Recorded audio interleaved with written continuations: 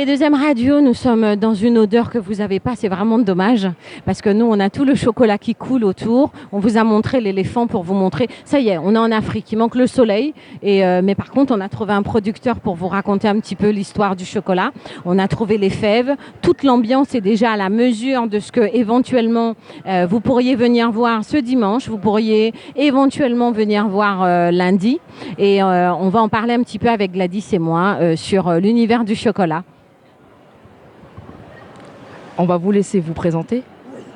Je suis une co-ambroise, cacao-culteur. Je suis International Cacao Award. Je suis également président de coopérative. Je suis responsable exécutif d'un programme agricole en Côte d'Ivoire qui a 3000 planteurs et j'enseigne les bonnes pratiques culturelles au niveau de la cacao-culture mondiale. Comment on fait le bon chocolat? Parce qu'on peut faire du chocolat, mais du bon chocolat. Pour faire du bon chocolat, il faut commencer d'abord par le bon cacao. Et le bon cacao va commencer d'abord par la récolte de la cabosse, mûre aux 3/4.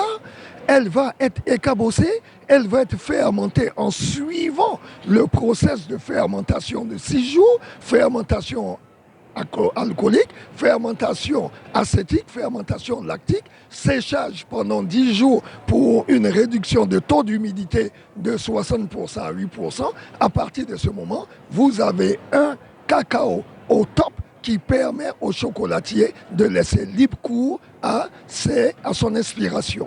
D'accord. Donc on est sur combien de temps à peu près? Il faut 15 jours au moins pour avoir des fèves de bonne qualité. Et ensuite?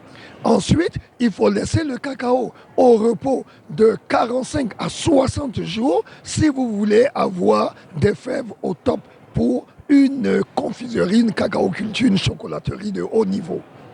Haut niveau, donc ça veut dire de la patience. Oui, de la patience, parce que de la patience, il en faut. Nous, déjà, au niveau de la production, nous avons de la patience, de la passion, du savoir-faire, et c'est tout ça qui fait que nous arrivions à des fèves de haute qualité. Qu'est-ce que ça vous fait aujourd'hui d'avoir au niveau de la foire votre chocolat?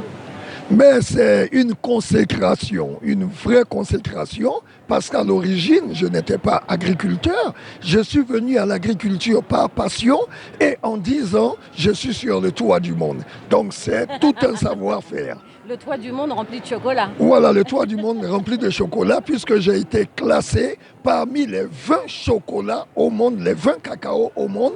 Je suis International Cacao Award 2019-2021. Donc, l'un des meilleurs cacao-culteurs au monde et je dirais le meilleur fermenteur de cacao au monde.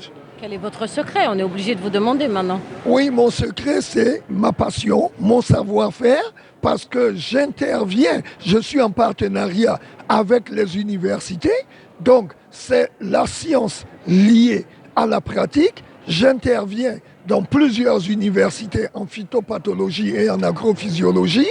J'ai des étudiants qui travaillent avec moi, donc toutes nos préoccupations deviennent pourquoi pas des sujets de thèse sur la qualité, surtout sur la qualité, parce que nous ne travaillons pas sur la quantité, mais sur la qualité. Quand quelqu'un aujourd'hui vient chercher votre cacao, on est sur quoi? Sur des maîtres chocolatiers? On est sur l'agro-industriel? On est sur quel type de personnes qui viennent aujourd'hui acheter votre cacao? L'agro-industrie, ça ne m'intéresse pas parce que je me dis que c'est une dévalorisation de mon travail. Je travaille avec des artisans sur un marché niche. Je travaille pour des chocolatiers, aussi bien sur le plan national qu'à l'international, qui me donnent un cahier de charges depuis le début. Ils veulent un cacao avec tel taux d'astringence, tel taux d'amertume, tel taux d'acidité, avec des notes florales, ainsi de suite. Nous faisons une fermentation en fonction du cahier de charges du chocolatier. D'accord. Aujourd'hui, qu'est-ce qu'on peut dire de votre chocolat? On sait qu'il est sur le toit du monde, mais il est comment par rapport aux autres? Est-ce qu'il est sucré? Est-ce qu'il est plutôt amer? Vous êtes plutôt sur du 90%, du 80%?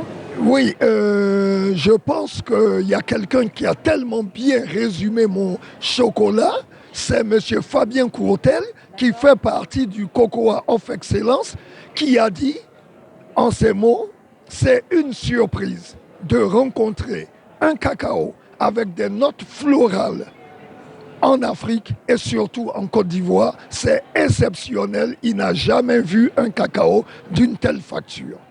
Et je pense que, venu d'un spécialiste, c'est... Il n'y a rien d'autre à Il n'y dire. a rien d'autre à dire. Voilà.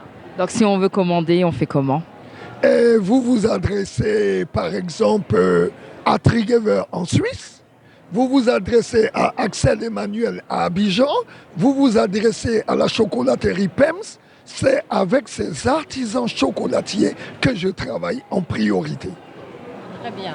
Donc nous, on ira goûter maintenant, hein, parce que sinon, on ne pourra pas se faire une idée. C'est bien les paroles, mais c'est bien aussi Absolument, d'avoir les 5 absolument. sens. Je Voilà. vous remercie d'avoir pris le Merci. temps. Merci d'être venu au soleil, n'est-ce pas? Vous Oui. avez ramené le soleil. Oui, j'ai ramené le Oui. soleil. Et comme je suis chargé, vous savez, les rayons de soleil transforment les stéréoles de la peau en vitamine D. vrai. Donc je ne sens même pas le froid.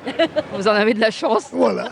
On m'a tellement parlé du froid, j'ai chargé ma valise d'habits et finalement, je n'en ai pas besoin. Oui, le soleil, il est en moi et je vous transmets le soleil Je à prends vous, la téléspectateurs. Merci en tout cas. D'avoir pris le Merci. temps. Et nous, maintenant, on va aller goûter. Et on va essayer Pourquoi d'en pas. ramener un petit peu pour en Voilà. parler avec plaisir. Merci. Merci beaucoup. Merci à vous. À vous de même. Voilà.